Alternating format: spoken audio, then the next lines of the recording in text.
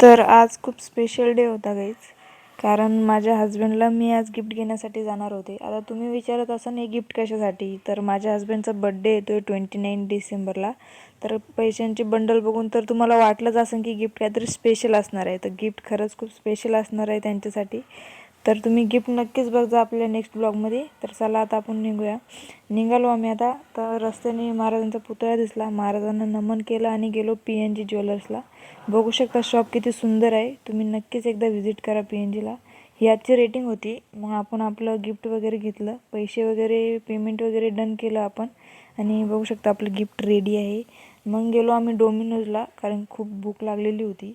मग तिथे गेल्यानंतर त्यांनी आमच्यासमोर भरली मोठी लिस्ट टाकून दिली, कोणतं पण सिलेक्ट केला. मग आम्हाला ही मुलगी भाकर तापताना दिसली, म्हटलं आपण आता हीच भाकर घ्यायची आहे.